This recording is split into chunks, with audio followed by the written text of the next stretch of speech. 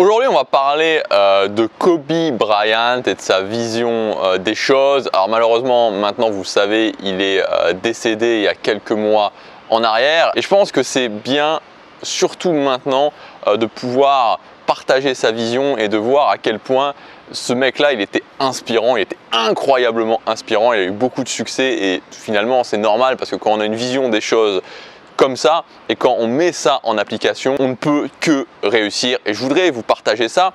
Alors en fait, ce qui est assez intéressant de voir, c'est que, et souvent Kobe Bryant racontait cette histoire dans ses interviews, c'est le fait que quand il avait 9 ou 10 ans, il a commencé à jouer au basket en fait, et il jouait au basket pendant l'été. Alors je ne sais plus exactement si c'était dans un camp de vacances ou quelque chose où son père l'emmenait pendant l'été, pendant les vacances, mais bref, il jouait dans cette équipe-là, il jouait dans une équipe, et il racontait que justement quand il avait 9-10 ans environ, il avait commencé à jouer, et pendant cette première année, ça avait été absolument une catastrophe pour lui au basket, puisque quand il essayait de mettre des shoots, de mettre des paniers, il ratait absolument tous ses paniers.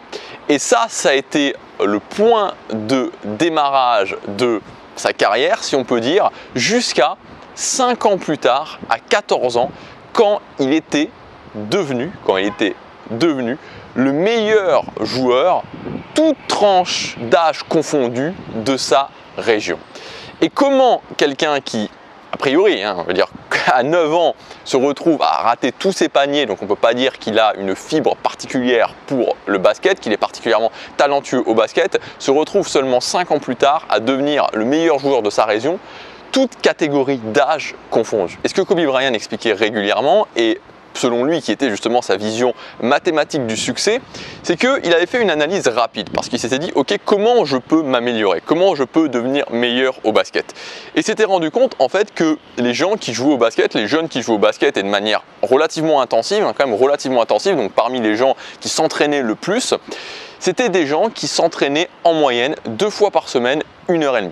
Donc 2 fois par semaine, 1h30, c'était, on va dire, le top de ce que les gens qui voulaient progresser au basket et devenir meilleurs au basket, les jeunes, faisaient. Et donc, si on fait un calcul mathématique, on s'aperçoit que 2 fois 1h30 par semaine multiplié par le nombre de semaines qu'il y a par an, ça fait 156 heures de pratique de basket par an. Et le calcul que Kobe Bryant a fait à ce moment-là, c'est qu'il s'est dit, si je m'entraîne 3 heures tous les jours, je vais faire 1032 heures de basket par an. C'est-à-dire que, et encore une fois, c'est mathématique, je vais en 1 an faire quasiment ce que les autres font en 10 ans. Et donc, chaque année, je vais m'entraîner autant que chaque année qui va passer. C'est comme si je m'étais entraîné pendant 10 ans par rapport aux autres qui eux-mêmes, rappelons, s'entraînent déjà intensivement. C'est-à-dire que c'est déjà le top de ceux qui s'entraînent.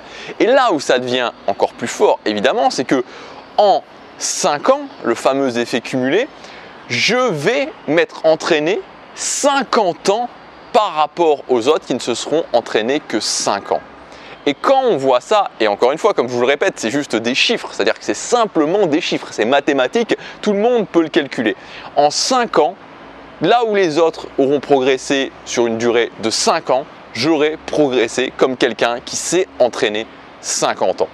Et donc, c'est QFD, ce qu'il fallait démontrer. Voilà comment quelqu'un qui a 9 ans n'est pas quelqu'un qui est particulièrement doué au basket, loin s'en faut, devient le meilleur de tous les jeunes de sa région, toutes catégories d'âge confondues, 5 ans plus tard. Et ce n'est pas un miracle, c'est juste une démonstration mathématique. Et là aussi où ça devient encore plus intéressant.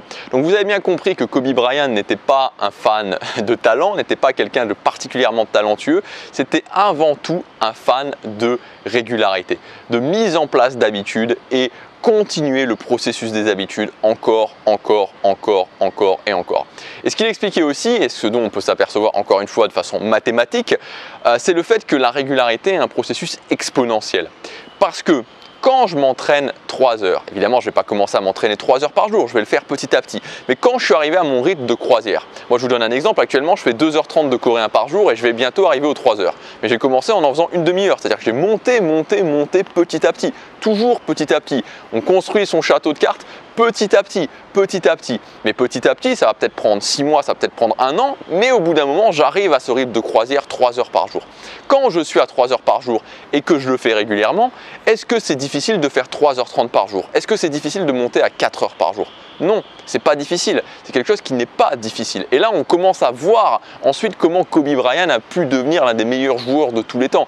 Parce que il y a un effet cumulé à la régularité, mais on peut augmenter en plus la puissance de cet effet cumulé. C'est-à-dire que la vague, au lieu d'avoir une vague qui va faire 10 mètres de haut, on peut arriver à faire une vague qui va faire 20 mètres, 30 mètres, 50 mètres de haut.